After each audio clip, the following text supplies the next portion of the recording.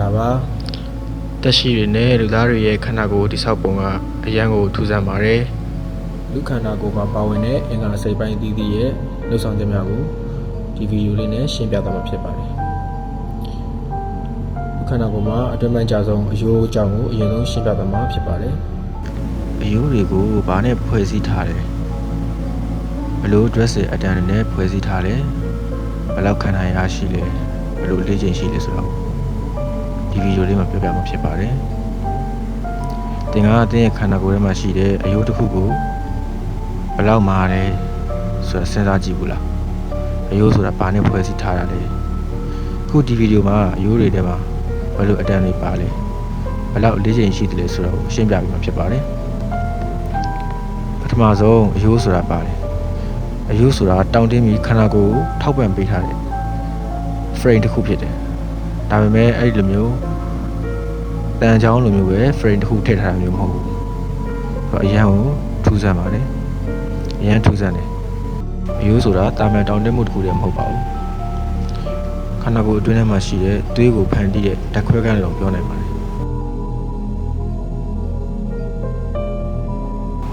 အယိုးကိုဖွဲ့စည်းထားတဲ့အရာတွေကတော့ collagen လို့ခေါ်တဲ့ protein တစ်မျိုးနဲ့ calcium phosphorate လို့ခေါ်တဲ့ဓာတ်တွေနဲ့ဖွဲ့စည်းထားတာဖြစ်ပါတယ်ဒါကတော့သူ့ရဲ့ chemical equation ပါ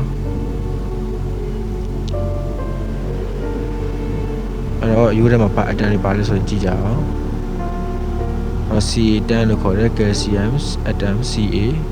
phosphorus atom P ပြီးရင် oxygen atom O hydrogen atom H carbon atom C နဲ့ nitrogen atom N ဒီ OHCN ဆိုတဲ့နောက်ဆုံးလေးလုံးကတက်ရှိတိုင်းမှာပါဝင်တဲ့ဖွဲ့စည်းမှုအတန်ဖြစ်ပါတယ်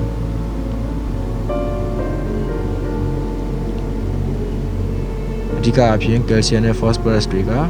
အယိုးရဲ့ mineral parts ကိုဖန်တီးပါတယ်အယိုးရဲ့သတ္တုဓာတ်ကိုဖန်တီးပြီးတော့ calcium နဲ့ phosphorus ကအဓိကအများဆုံးပါဝင်ပါတယ်ပြီးတော့အယိုးထဲမှာ collagen တွေလည်းပါဝင်ပါတယ်ကလေးတစ်ယောက်ရဲ့အယိုးတစ်ချောင်းက150 g လောက်သာအလေးချိန်ရှိတတ်ပါတယ်ရွယ်ရောက်ပြီးသားလူတစ်ယောက်မှာတော့အယိုးတစ်ချောင်းက200 g ကနေအများဆုံး500 g အထိအလေးချိန်ရှိတတ်ပါတယ်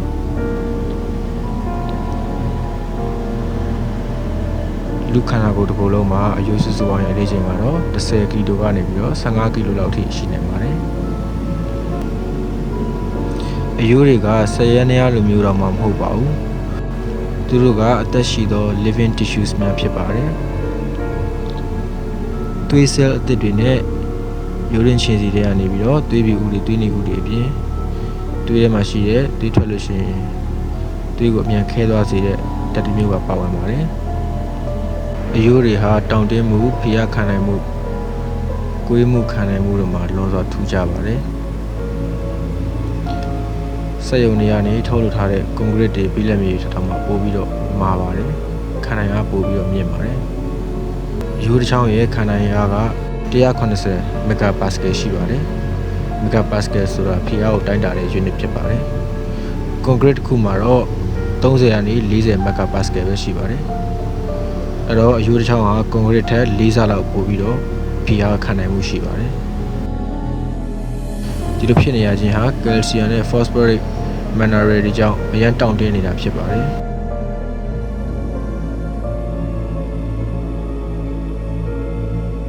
collagen နဲ့ mineral တွေတထုဓာတ်တွေရဲ့ပေါင်းစပ်မှုကြောင့်ဖိအားကိုပို့ပြီးတော့ခံနိုင်ခြင်းလည်းဖြစ်ပါတယ်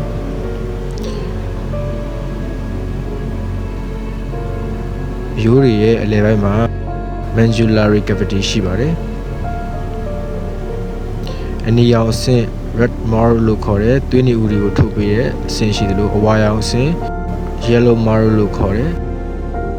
ကြွက်သားတွေအတွက်တူလောင်ထားတဲ့ fat ပါဝင်တဲ့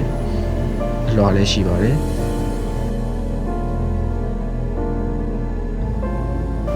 သွေးကြောအကြီးတွေ marrow နေရာကြီးတွေမှာဖြစ်ပြီးတော့လှိုင်ကောင်းတွေနဲ့ပေါ့ပေါ့အုပ်လေးဖြစ်နေတတ်တယ်ရိုးရဲ့အလေးချိန်ကခိုင်မာမှုမလျော့စေရန်ဒီဇိုင်းထုတ်ထားတာဖြစ်ပါတယ်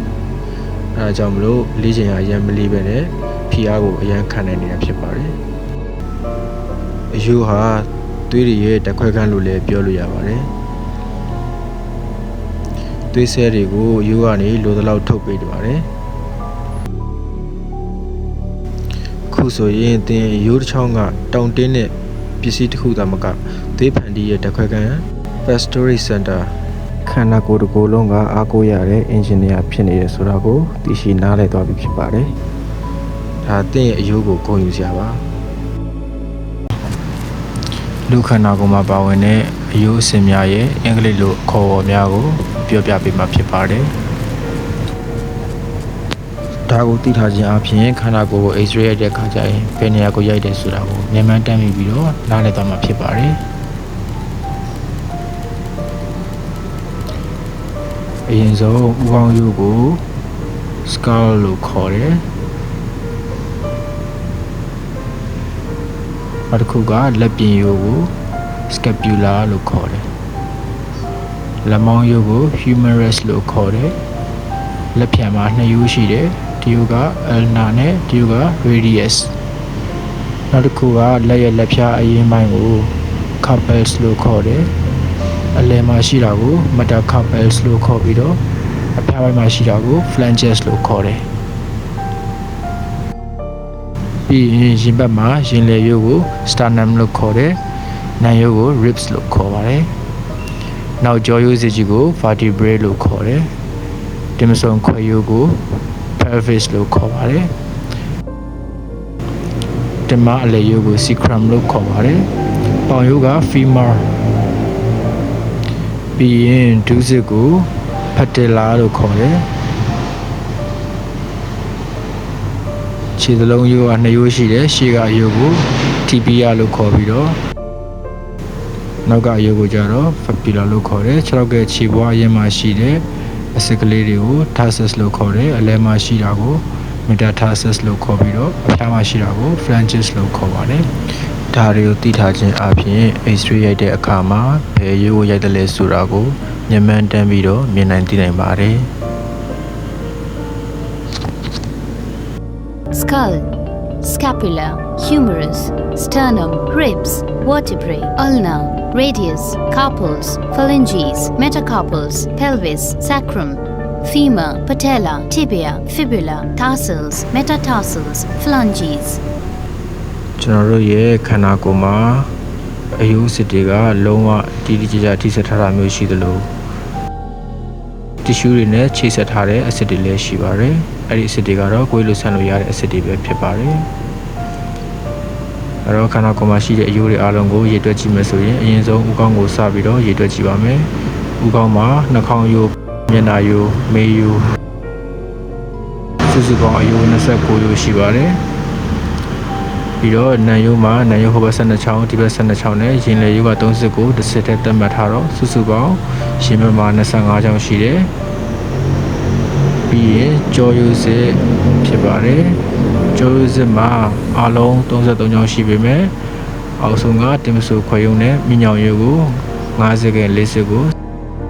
ဆက်နေတာဖြစ်လို့နှစ်ခုတည်းတက်မှတ်ပြီးတော့အလုံး26စစ်ဖြစ်ပါတယ်ပြီးရင်တော့လက်ရိုးကိုကြည့်မယ်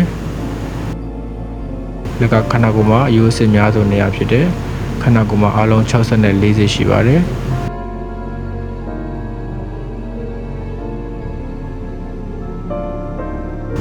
နောက်ဆုံးတစ်ခုကတော့6ထောက်ဖြစ်ပါတယ်တင်ဆုံခွဲရိုးကနေခြေစစ်အလုံးအပါဝင်6ထောက်မှာရှိတဲ့စုစုပေါင်းအစစ်62စစ်ရှိပါတယ်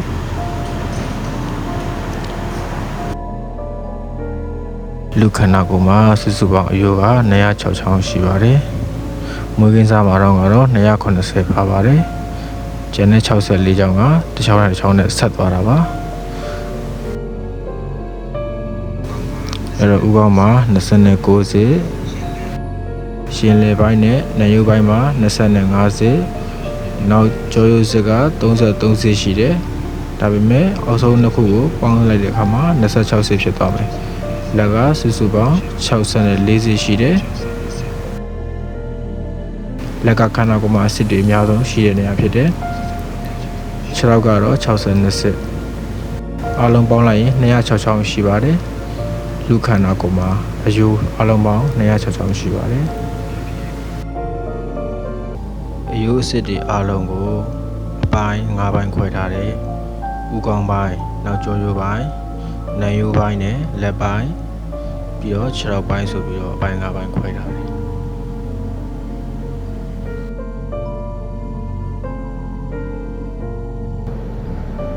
ဥမာဥကောင်းမှာဆိုလို့ရှိရင်စိတ်ပိုင်း3ခုရှိတယ်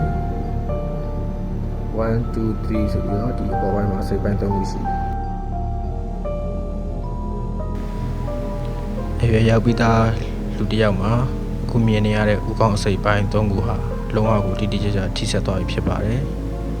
အဲ့စိတ်ပိုင်း3ခုမှာကလေးတွေဆိုလို့ရှိရင်လှုပ်နေရလေးကိုမြင်ရလိမ့်မယ်အဲ့ဒါတွေကမဆက်သေးဘူးနောက်ပိုင်းတက်ကြီးတော့မှ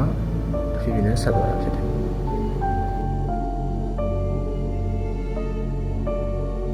အယုတ်ကိုအရင်ဆုံးစပြီးတော့လေ့လာတဲ့အခါမှာခြေထောက်နဲ့လက်ကိုတစ်ပိုင်းခွဲပြီးတော့ခန္ဓာကိုယ်အတွင်းပိုင်းယူကိုတစ်ပိုင်းခွဲလိုက်မယ်အရင်ဆုံးကျွန်တော်တို့ကလက်ပိုင်းကိုကြည့်ကြမယ်အဲ့တော့လက်ကိုစကြည့်မယ်ဆိုလို့ရှိရင်လက်မှာလက်ချောင်း5ချောင်းရှိတယ်လက်ဖြံယူက2ချောင်းရှိတယ်ပြီးရင်လက်မောင်းယူက1ချောင်းရှိတယ်အဲ့တော့လက်ချောင်း5ချောင်း5လက်ဖြံယူ2ချောင်း2နဲ့လက်မောင်းယူ1ချောင်းတစ်ဆိုပြီး9နဲ့တစ်ဆိုပြီးတော့အလွယ်မှတ်ထားလိုက်မယ်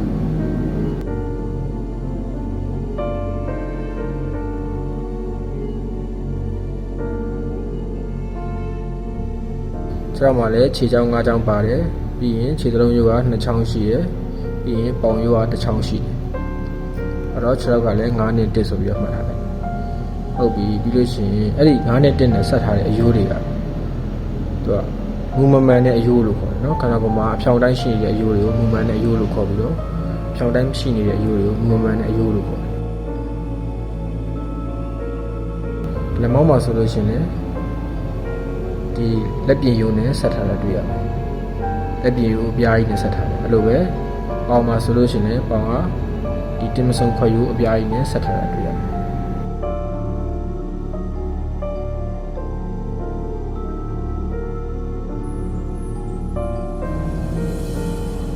ဟုတ်ပြီအဲ့တော့9လက်ချောင်းကိုပြန်ကြည့်မယ်ဆိုရင်9နှစ်1ခြေ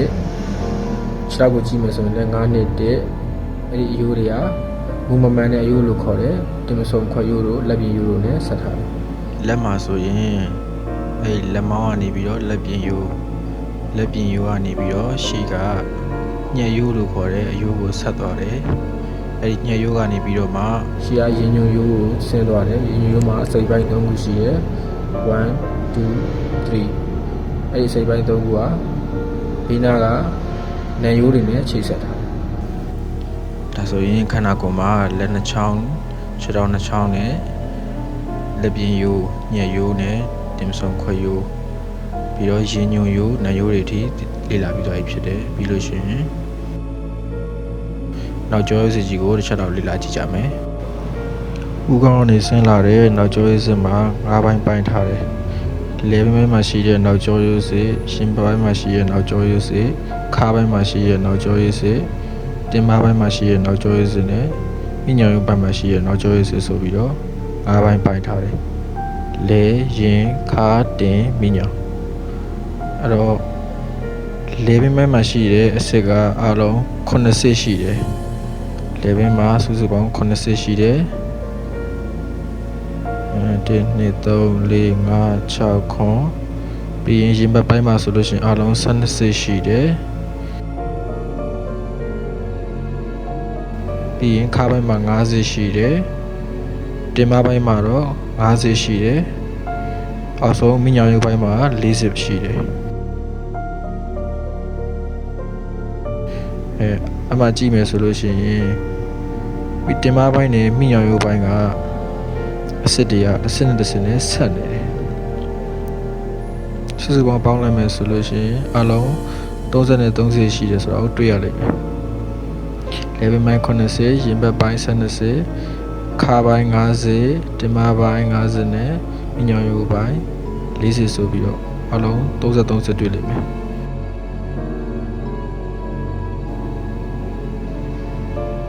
ဒီတစ်ခွက်လုံးကိုတင်မဆုံခွက်ရုပ်လို့ခေါ်တယ်တင်မဆုံခွက်ရုပ်မှာ3ခုရှိတယ်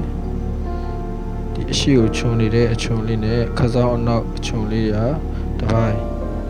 ပြီးလို့ရှိရင်စီးရင်အောက်ဘက်ကပြူထွက်နေတဲ့အပိုင်းအဲ့ဒါတစ်ပိုင်းနဲ့နောက်ဘက်ကိုတင်မကိုခွက်ပိတ်ထားတဲ့ခြိုက်နေတဲ့အပိုင်းဟာအနောက်ပိုင်းလေးကတစ်ပိုင်းဆိုပြီးတော့တင်ဆုံခွက်ရိုးကို၃ပိုင်းပိုက်ထားတယ်အလဲမှာကျတော့အကွင်းလေးဖြစ်နေဆိုတော့တွေ့ရမယ်နောက်ကမိညောင်ရိုးကတော့အနောက်မှာပဲတက်တက်ရှိနေတာဖြစ်တယ်နောက်ကျောရေးစီကြီးကိုကြည့်မယ်ဆိုလို့ရှိရင်အထဲထဲမှာသူကအခေါင်းပေါက်ကြီးရှိတယ်နောက်ကျောရေးစီရဲ့အစင်မရှိတဲ့အခေါင်းပေါက်က10-20ဘယ်လောက်ထိရှိလဲဆိုလို့ရှိရင်သူကပြီးနောက်ကျောရေးစီကြီးညောင်ရိုးနာရောက်တဲ့အထိကိုရှိတယ်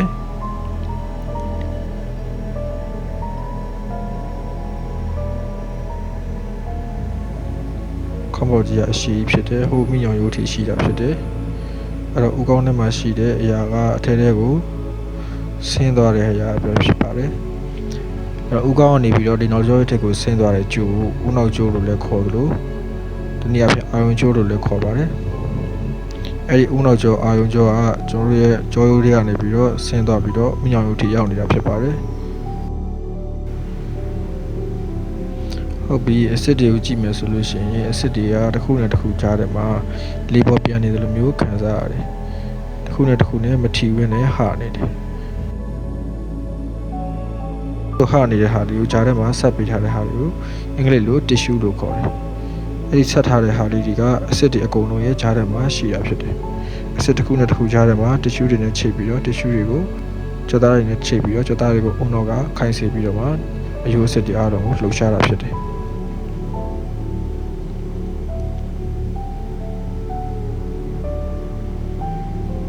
tissue တွေကတော့ခန္ဓာကိုယ်တစ်ခုလုံးမှာရှိတဲ့အဆစ်တွေအကုန်လုံးကိုပတ်ထားတာဖြစ်တယ်။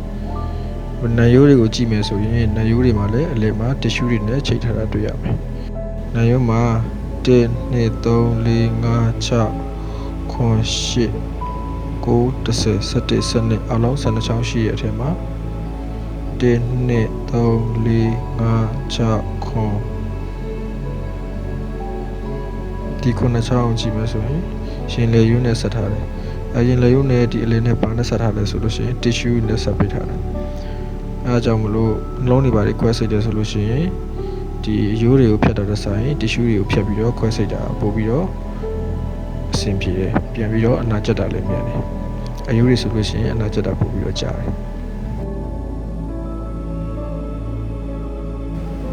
်နာယုဆန်နှချောင်းရှိတယ်တစ်ကနေပြီးတော့9အထိကရေညိုရိုးနဲ့ချိတ်ထားတဲ့နာယုတွေဖြစ်တဲ့အတွက်နာယုအစစ်လို့သတ်မှတ်တယ်အောက်က3ချောင်းကိုတော့အဲ့ဒါက6နဲ့9ကိုသူကလှမ်းချိတ်ထားတာဖြစ်တဲ့အတွက်အဲ့ဒီ8 9 10ဆိုတဲ့နာယုကိုတော့နာယုအတူတူသတ်မှတ်ပြီးတော့နောက်ဆုံးဘာနဲ့မှချိတ်မထားတဲ့2ချောင်းကိုကြတော့လေးပေါ်ပြန်နာယုတို့သတ်မှတ်တယ်အဲ့တော့အယိုးတွေအားလုံးကအခုလိုမျိုးချိတ်ဆက်ပြီးတော့စက်သားတွေကနေဆွဲပြီးတော့လှုပ်တာဖြစ်ပါတယ်